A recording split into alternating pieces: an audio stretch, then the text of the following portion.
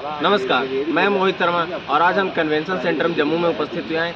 यहाँ अमर उजाला ने अपने 75 वर्ष पूर्ण होने पर एक दिवसीय संवाद कार्यक्रम का आयोजन किया है। अमर उजाला संवाद जम्मू और कश्मीर। इस संवाद कार्यक्रम में बहुत सारे महानुभावों का आगमन हुआ है, जिसमें हमारे लाइफ कोच और motivational speaker Shri Gaurav Gopal Das, para Olympian Rakesh Kumar and Archer एवं एशियन गोल्ड मेडलिस्ट शीतल कुमारी, सूचना और प्रसारण मंत्रालय एवं खेल मंत्री अनुराग ठाकुर और मास्टर कार्ड ऑफ भारत पे के चेयरमैन श्री रजनीश कुमार, क्रिकेट जगत के दिग्गज सितारे सुरेश रैना, इरफान पठान और भारतीय अभिनेता विक्की कौशल एवं AICT के अध्यक्ष TG सीताराम। इन्होंने अपने क्षेत्र से संबंधित जानकारी एवं यहाँ तक कि अपनी व्यक्तिगत जानकारी भी साझा की।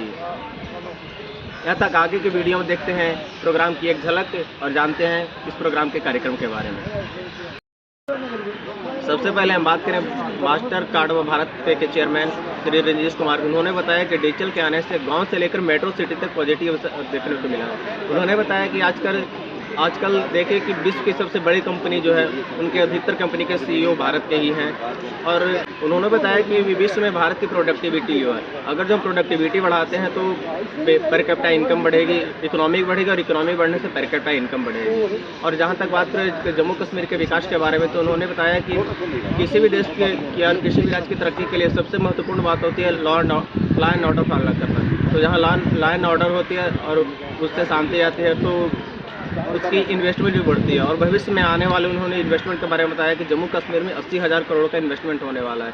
तो इससे यकीनन है कि जम्मू कश्मीर के विकास में भी इसकी बड़ी भागीदारी मिलेगी और पर कैपिटा इनकम भी जम्मू कश्मीर के लोगों को बहुत अच्छी मदद मिल सकती है। आने वाले दिनों में स्टार्टअप का सपना देखते हैं, अपना काम करने का सोचते हैं। कितने लोग हैं? कम हाथ हैं, थोड़ा कम हाथ खड़े हुए हैं। आई एम श्योर ये सेशन खत्म होने के बाद तक ये संख्या जो है डबल होने वाली है, क्योंकि हमारे साथ इस वक्त वो एक्सपर्ट बैठे हैं यहाँ मंच पर। आपने सुना होगा घरों में कि लोग ये कहते हैं कि बस इस एज के बाद रिटायरमेंट ले लेंगे, कहीं आश्रम में जाएंगे, पहाड़ों में बैठेंगे। और हम बात कर रहे हैं क्रिकेट जगत के 2 दिग्गज सितारे इरफान पठान और सुरेश रैना। सुरेश रैना के बारे में बताते हैं वो जम्मू कश्मीर से उनका परिवार बिलोंग करता है। वो बाद में अपने UP चले गए, लेकिन जब उन्होंने देश के लिए खेलना शुरू किया तो उन्होंने बताया कि मेरे पिताजी को कॉल्स भी आई थी कि आप अपने घर वापस लौट जाओ। लेकिन उनके पिताजी बताया कि मेरा बेटा अब UP में पैदा हुआ तो UP के लिए खेलेगा। उन्होंने UP से ही खेलना प्रारंभ किया और देश के लिए चाहे T20 वर्ल्ड कप हो या वनडे वर्ल्ड कप हो, उन्होंने देश को जिताने बहुत महत्वपूर्ण भूमिका निभाई और वो IPL के मैन ऑफ द IPL भी माने जाते हैं। और इरफान पठान के बारे में बोले तो इरफान पठान का भी जम्मू कश्मीर से बहुत ही गहरा लगाव रहा है। उन्होंने बोले कि मैंने जब संन्यास ले लिया था क्रिकेट से तो ये जो विदेश में बहुत सारे लीग के ऑफर उनके पास थे, लेकिन उनके बावजूद भी उन्होंने विदेश में जाकर खेलना शुरू नहीं किया और जम्मू कश्मीर से जुड़कर यहाँ के कोच के रूप में एक बहुत ही महत्वपूर्ण भूमिका निभाई। आर्मी में थे, रनावाड़ी एक जगह वहाँ पर, तो काफ़ी यहाँ पर और इरफान ने बहुत काम किया जम्मू क्रिकेट एसोसिएशन के साथ। मुझे याद है 2018 में एक मैच खेले थे हम लोग, जम्मू कश्मीर और UP का मैच हुआ था। आप देखेंगे जिस तरह से जो इरफान ने 2 या 3 साल जो मेहनत करी, उमरान मलिक हो या फिर समद हो या खजोरिया हो, बहुत सारे ऐसे प्लेयर IPL का जो एक स्वाद उनको चखा, बहुत अच्छा था वो, क्योंकि आसान नहीं होता। जो आपने MOU की बात करी, मैं ऑलरेडी आई थिंक वो जम्मू स्पोर्ट्स काउंसिल में है, वो 3 मेरे श्रीनगर में थे ग्राउंड, मटन था, डोरू था श्रीनगर और 3 मेरे जम्मू में थे। हमने ये प्लान किया था कि यहाँ पर रजौरी था, उसके बाद उधमपुर जहाँ मेरे पापा की पोस्टिंग भी रही है। तो काम करने की कोशिश थी क्योंकि मैं चाहता था कि I need to give it back to my society, क्योंकि मेरे रूट्स यहाँ से थे। जब मैं पहला मैच खेला था इंडिया के लिए, तब फ़ोन आया था पापा के पास कि आप जम्मू कश्मीर वापस चले आओ। पापा ने बोला नहीं, ये UP में पैदा हुआ है लड़का, अब UP के लिए खेलता है। तो चीज़ें चेंज हो जाती है उसके बाद। और दूसरी बात ये कि जो काम हमने किया, सुरेश यहाँ पे आके बहुत कुछ करना चाहते थे और उन्होंने MOU साइन किया और एक प्रोत्साहन देने की पूरी कोशिश की। और जब मैं 2 साल यहाँ पे काम किया था जम्मू कश्मीर क्रिकेट एसोसिएशन के साथ, हमने लगभग 60,000 बच्चों को क्रिकेट खिलाया था, 60,000। और उसके बाद हमें वो जो थोड़ा बहुत रिजल्ट मिला वो मिला था। हमारी तब उम्मीद यही थी कि जो जम्मू कश्मीर के जो सबको क्रिकेट खेलने का मौका मिले, ये हमारी उम्मीद थी जब हम एसोसिएशन के साथ जुड़े हुए थे। और मुझे याद है दिल्ली का वो ताज होटल था, दिल्ली के ताज होटल में, ये मंच पे मैंने कहीं पे ज़्यादा बात की नहीं है, लेकिन वो दिल्ली के ताज होटल में जम्मू कश्मीर क्रिकेट एसोसिएशन के CEO उस वक्त आशिफ बुखारी साहब थे, एडमिनिस्ट्रेटर जस्टिस CK प्रसाद थे, और साथ में हमारे इंडिया के सबसे महान खिलाड़ी कपिल देव जी थे उस मीटिंग में, जहाँ पे मुझे बुलाया गया था इसलिए कि एक्सप्लोर करते हैं कि आगे जाके क्या आप जम्मू कश्मीर क्रिकेट को सेवा दे सकते हैं। उस वक्त मेरे हाथ में करीबन 4 लीग साइन थी, जिसमें कनाडा लीग आती है, क्योंकि मैं सोच रहा था रिटायर होकर बाहर जाके लीग खेलूं। उसमें T10 लीग आती है, उसमें CPL आती है, और एक और T10 लीग आती है। तो करीबन 4 लीग मेरे हाथ में थी, जिसमें मैंने अपना कंसेंट दिया था कि मैं इंटरेस्टेड हूँ, क्योंकि लीग बहुत ज़्यादा इंटरेस्टेड थी। उसमें एक बहुत बड़ा कमर्शियल एंगल भी था, जहाँ पे मुझे बहुत फ़ायदा हो रहा था कमर्शियली। लेकिन कपिल पाजी ने सिर्फ एक बात बोली कि आपने बहुत साल क्रिकेट खेला है, लगभग 2 डेकेड क्रिकेट खेला है, आपने वर्ल्ड कप जीता है, जो भी प्यारी प्यारी कपिल जी हमेशा जो बात करते उन्होंने की। लेकिन एक बात उन्होंने कही कि अगर आप जम्मू कश्मीर क्रिकेट के साथ जुड़ते हो तो आपको यहाँ पे ना जो एक्चुअल में क्रिकेट को वापस कुछ देना है वो देने का मौका मिलेगा। और कपिल भाजी एकदम सही थे, क्योंकि भैया इस पे ताली बहुत जोरदार चाहिए। विदेश के सारे ऑफर थे। सबको रही है खबर चुपके चुपके ओ। इरफान भाई आप पे आता हूँ। 1 मिनट में अगर कोई बोले इरफान पठान कौन, 1 मिनट में इरफान पठान। बुक्कड़ है ये।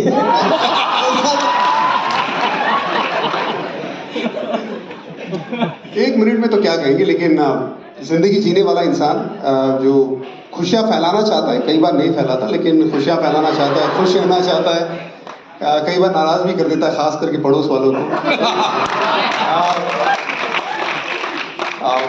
हमेशा एक जो माँ बाप ने वैल्यूज़ दी है उसको ताउम्र तक संभाल के रखने वाला इंसान, थोड़ा सा खुंदगी गुस्से वाला हूँ, पठान हूँ, तो वो थोड़ा सा गर्म खून वाला इंसान,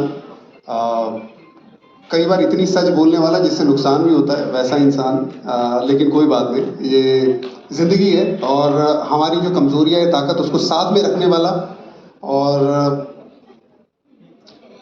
खाना लोगों की बहुत लुक आफ्टर करता है। जैसे जम्मू कश्मीर हो, ऐसे बहुत सारे लोग हैं, मैं जानता हूँ, कम से कम 3-4 लाख लोगों की मदद कर चुके हैं। क्रिकेट बैकग्राउंड हो, अकेडमी बहुत अच्छी चल रही है, और वहाँ से पैसे नहीं लेते बच्चों से, उनको फ्री ऑफ कॉस्ट करते, चाहे वो गरीब बच्चे हो, चाहे वो बच्चे बेचारे अफोर्ड नहीं कर पाते। और ये सिलसिला चला रहा है जब से खेल रहे हैं, इनके अब्बू हो या अम्मी हो, चाहे सिस्टर हो, इनका खानदान में जो एक लोगों को एक सपोर्ट सिस्टम होता है ना, वो बहुत अच्छा है। और मैंने तो खुद सीखा घर पे। 2003 में बिरयानी खाने गए थे हम, पूरा एक पतीला था, चारों तरफ से कोने से खा रहे थे। सबसे पहले से ये बीच में आया था, बाद में आया था। बहुत बढ़िया, बहुत खूबसूरती से आपने डिफेंड। हाँ, कुछ कहना चाह रहे थे, प्लीज। नहीं कह रहा हूँ, इतनी प्यारी बात करने के लिए लव यू मेरे भाई। और हम बात कर रहे हैं माता Vaishno Devi shrine board sports complex के 2 धुरंधर के बारे में, शीतल कुमारी एवं राकेश कुमार, जिन्होंने दिव्यांग होने के बावजूद अपना देश का नाम रोशन किया है। और हम बात करें शीतल कुमारी के बारे में, तो इन्होंने अपने पहचान को एक नई मुकाम दिया है, जिनके दोनों हाथ नहीं होने के बावजूद भी इन्होंने एशियन गेम्स में तीरंदाजी में अपने गोल्ड मेडलिस्ट हासिल किया है। ये सब काम अपने पढ़ना लिखना, खेलना कूदना, यहाँ तक पेड़ों पर चढ़ना भी अपने पैर के द्वारा ही करते हैं। सभी काम पैरों से, जहाँ पेड़ पर चढ़ना शुरू किया, तो आज का सफ़र है कि ये अपने एशिया में भारत का नाम रोशन किए, गोल्ड मेडल लेके आए हैं। और राकेश कुमार ने भी अपने नाम पर 14 इंटरनेशनल मेडल्स हासिल किए हैं। वो भी व्हील चेयर पर रहते हैं, उनके पैर नहीं होने के बावजूद भी उन्होंने अपना नाम रोशन किया है। पसंद करते हैं बिगेस्ट इंस्पिरेशन, जिन्होंने आपको सबसे ज़्यादा प्रेरित किया, जिन्होंने आपको बहुत हौसला दिया कि मुझे भी ऐसा बनना है? मेरे कोचेज और मेरी प्रीति दीदी, जो बैंगलोर में रहती है। बचपन से देखा हुआ वो सपना जो अभी पूरा होना है या पूरा हो गया? नहीं, अभी तो सपना चल ही रहा है। शीतल, तुम्हारा बहुत बहुत शुक्रिया, और यूं ही तुम नंबर 1 बनी रहो इस पायदान से, इस नंबर 1 पायदान से नीचे ना हो, यही शुभकामनाएं हमारी है तुम्हारे लिए। किसी में कोई कमी नहीं होती, बस मेहनत की ज़रूरत होती है। चलिए, इसी बात के साथ हम इस सेशन को वाइंड अप करते हैं, अगले सेशन की ओर बढ़ते हैं। बहुत बहुत धन्यवाद आप सभी का। बहुत जय माता दी। धन्यवाद मैम। और हम बात करें फिल्म जगत के एक बड़े सितारे के बारे में, विक्की कौशल के, तो उन्होंने अपने आने वाली फिल्म सम बहादुर पर चर्चा की। उन्होंने बताया कि इस फिल्म में जो भी आर्मी के किरदार के रूप में है वो सब रियल आर्मी है, रियल हमारे देश के हीरो हैं। उन्होंने बताया कि इसमें केवल आर्मी से नहीं रिलेट करते तो वो केवल मैं हूँ, और बाकी जो भी इसमें किरदार है आर्मी का वो सब रियल आर्मी है। तो उन्होंने बताया, जनता से अनुरोध भी किया कि आने वाली फिल्म को ज़्यादा प्यार दें, ज़्यादा देखें। पहले तो उनकी एक सहजता है, एक सादगी है जो वो अपनी कहानियों में लेकर आती है और अपने किरदारों में भी लेके आती है। वो कहीं भी बहुत लाउड नहीं होते, कहीं भी बहुत उनके अंदर एक डिग्निटी होती है जो मुझे बहुत पसंद है, जो वो लिखती हैं, जो जैसे वो एग्जीक्यूट करती हैं। और दूसरा ये है कि वो she has an eye for authenticity, she tries her best. जैसे इस फिल्म में भी when it came to army uniform, she made sure, चाहे वो प्री इंडिपेंडेंस हो, पोस्ट इंडिपेंडेंस हो, पीरियड स्पेसिफिक बैजेस बने, उसी फैब्रिक के कपड़े बने, उसी कलर के कपड़े बने, मेडल्स हो, वो सारे आर्मी से वेट होके आते थे और फिर वो मेडल्स चढ़ाए जाते थे, उसी रैंक के मेडल्स होते थे। सो ऑल दोज थिंग्स, चाहे बेरे पहना हो, और हमने कई बार एक अच्छा टेक भी रीटेक किया है, क्योंकि तीसरे रो में जो इंसान है जो आर्मी का रोल कर रहे हैं उनके बैच में थोड़ा सा प्रॉब्लम था। So that level of authenticity मेघना always takes care of. So that is something that I really admire about her. तो सहजता, आई फॉर द डिटेल्स, हाँ, ये दो चीज़ें हैं जो बहुत ख़ास हैं। सैम बहादुर के अलावा आपकी और भी फिल्में आ रही हैं, और ये जो लुक है वो सैम बहादुर का नहीं है। ये लोग सैम बहादुर का नहीं है। ये मैं अभी एक फिल्म जो शूट चल रही है मेरी, वो है मराठा के एक वॉरियर थे, छत्रपति शिवाजी महाराज के बेटे, छत्रपति संभाजी महाराज। तो अभी उस पर फिल्म बन रही है। हाँ जी, तो उनका रोल अभी अदा कर रहा हूँ, तो ये ताकि नकली दाढ़ी ना लगानी पड़े। 4 साल का पीरियड रहा है, इन 4 सालों में क्या हुआ, कैसे बदला, क्या हासिल किया जाना बाकी है? मुझे लगता है कि मैं 10 मिनट में 4 साल में क्या हुआ है बता देता हूँ, उसके बाद आप सवाल करिए, मैं जवाब देता हूँ। जी सर, श्योर। ठीक है जी जी।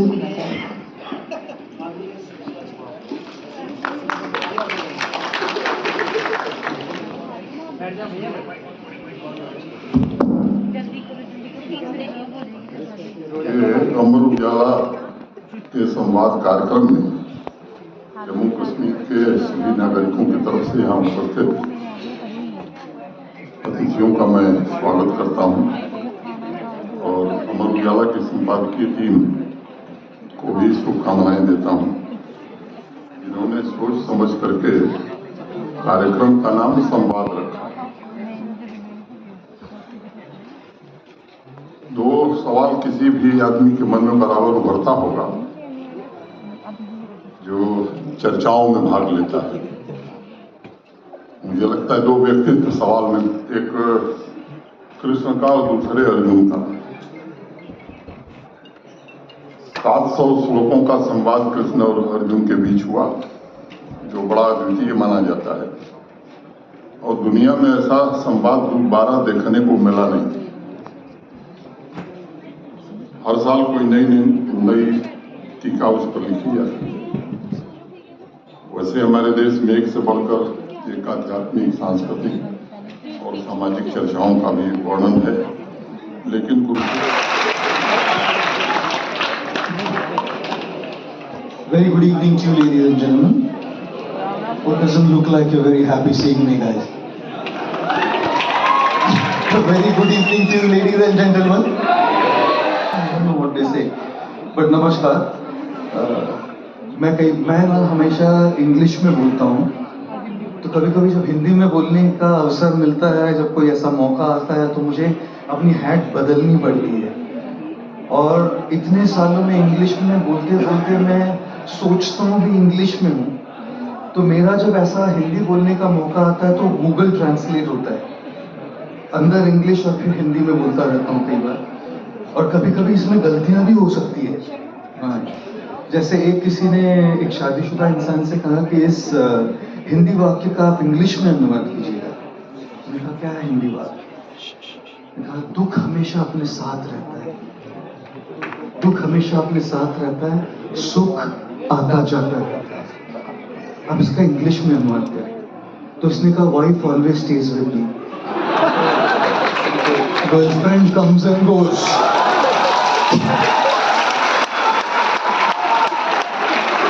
और पीटना चाहिए इसको।